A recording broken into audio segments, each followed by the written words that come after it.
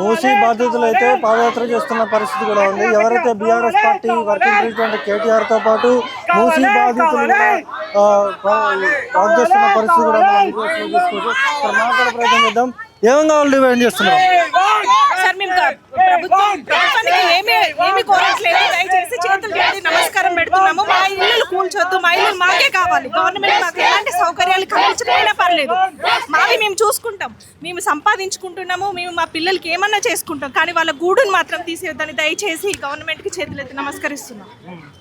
చెప్పండి అమ్మా, మీరు చెప్పండి, ఏమని డిమాండ్ చేస్తున్నారు ప్రభుత్వాన్ని ఏమని డిమాండ్ చేస్తున్నారు? మా ఇల్లు మాకే కావాలి, ఇంకా ప్రభుత్వానికి ఏం డిమాండ్ చేస్తాము? మమ్మల్ని బాగా పెట్టద్దు, ఇట్లా రోడ్ల మీద నడిచేలాగా చెయ్యొద్దు.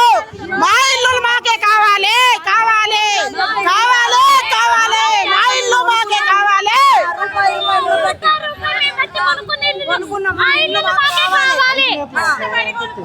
రేవంత్ రెడ్డికి చెప్పేది ఇదే. చెప్పండి, మీరు చెప్పండి. మా పిల్లలకి భవిష్యత్తు ఉంటుందని మేము ఇల్లు కొనుక్కున్నాము. ఈ రోజు వచ్చింది, 5 సంవత్సరాలు పాలిస్తే తర్వాత వెళ్ళిపోతాము. రేపు రోజున మా పిల్లలకి భవిష్యత్తు ఏంటి? మీరే చెప్పండి.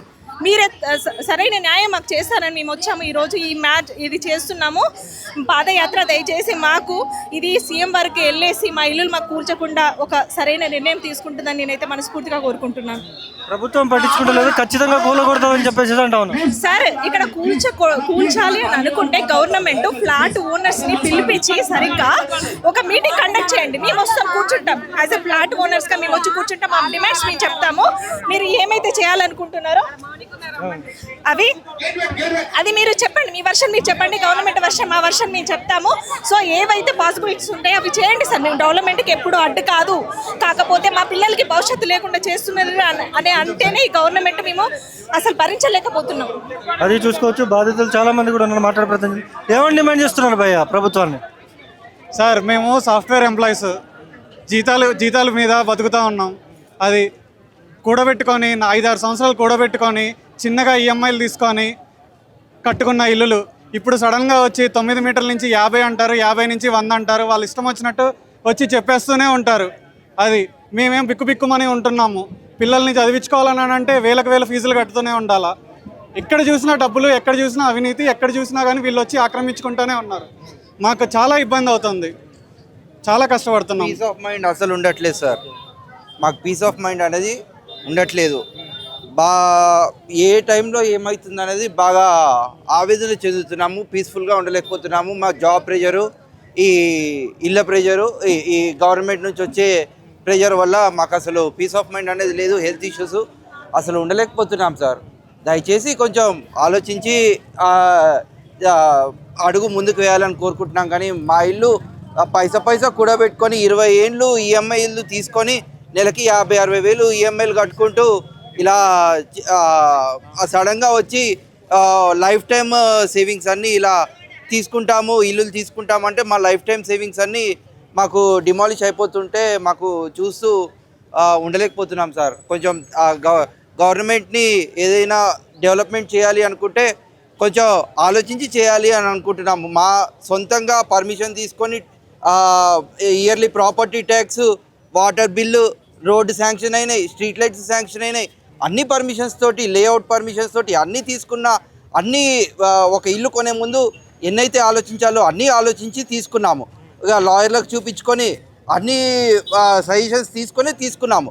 ఇవాళ తీసుకున్న తర్వాత ప్రాపర్టీ ట్యాక్స్ కడుతున్నాము, ఇయర్లీ మున్సిపల్ ట్యాక్స్ కడుతున్నాము. గవర్నమెంట్ ఇల్లు కొనే ముందు కూడా రాజనగర్ ఆఫీస్కి వెళ్ళి శాంక్షన్ అయిన తర్వాతనే తీసుకున్నాము. అన్ని శాంక్షన్ అయిన తర్వాత బ్యాంక్ లోన్లో తీసుకున్నాము. బ్యాంకు కూడా లోన్ ఊరికే ఇవ్వదు కదా, మాకు అన్నీ చూసిన తర్వాత బ్యాంకు లోన్లు ఇచ్చింది. 50-60 వేలు ప్రతి నెల ఈఎంఐ కడుతున్నాము. ఇలా ఒకేసారి వచ్చి తీసుకుంటూ ఉంటే మేము ఎలా బతకాలి, ఎలా ఉండాలి, ఎక్కడ వెతుక్కోవాలి ఇల్లులు? మా ఆఫీసు దగ్గర ఉంటుందని ఇల్లు తీసుకున్నాము. ఇవాళ వచ్చేసి సడన్గా మేము తీసుకుంటాము, ఇది చేసేస్తాము అని అంటే ఇక్కడ ఒక కుటుంబం అనేది ఎఫెక్ట్ అవుతుంది సార్. దయచేసి ఏదైనా ఆలోచించి డెసిషన్ తీసుకోండి. ఇలా మా ఫ్యామిలీస్ని రోడ్డు మీదకి లాగకండి. Thank you sir. చెప్పండి, మీరు చెప్పండి जी। बोलो जी, क्या तुम कितने साल से? हाँ, तो कहने का मतलब ये है कि जब हम लोग घर खरीदते हैं तो घर किस बेसिस पे करते हैं कि बुढ़ापा का जो भी टाइम होगा, जो भी एक एज होता है, उस एज में हम लोग घर बनाते हैं। उसके बाद जो बुढ़ापा का टाइम है वो सुकून से रह सके। जब हम लोग घर खरीदते हैं कुछ लीगल डॉक्यूमेंट्स हम लोग चेक करते हैं कि उसका लैंड जेन्युइन पट्टा लैंड है कि नहीं है, और उसमें जो भी प्लान अप्रूवल वो जेन्युइन है कि नहीं है। और जो भी मूसी का जो भी अभी बोल रहे हैं ना कि 50 मीटर्स, 9 मीटर्स, 130 मीटर, 50 मीटर्स, ये जो एक्सटेंशन जो कर रहे हैं कि 2012 में ऐसा रूल था, तो ये जो रूल पास करते हैं, जो जियो निकालते हैं, वो जियो के अपने ऑफिस में मेंटेन करते हैं कि अपना जो डिपार्टमेंट है उनको भी शेयर करते हैं। जब हम लोगों ने मैंने 2013 में 23 जनवरी में मैंने खरीदा तो 3 साल हुआ। तो 3 साल में आपने बोला कि 2015 में ये ऑलरेडी ऑर्डर निकाला हुआ है जियो ऑर्डर। तो जब जियो निकाला था जो रजिस्ट्रेशन कर रहे थे तो वो क्या कर रहे थे? क्या उनके पास जो डॉक्यूमेंट नहीं था कि उसको वेरीफाई करते कि ये पर्टिकुलरली सही है कि गलत है, कि लैंड में अभी रजिस्ट्रेशन हो सकता है कि नहीं हो सकता है? वो चीज़ क्यों नहीं देखा? अभी जब हम लोग घर बना लिए, सब कुछ हमारा EMI क्लियर हो गया, इवन बैंक भी वही लीगल डॉक्यूमेंट के बेसिस पे हमको लोन दिया। अभी वही लीगल डॉक्यूमेंट के बेसिस पे हम लोग को लोन बैंक दे सकता है, तो आप अभी कैसे बोल सकते हो कि वो इलीगल लैंड है, वो पट्टा लैंड है?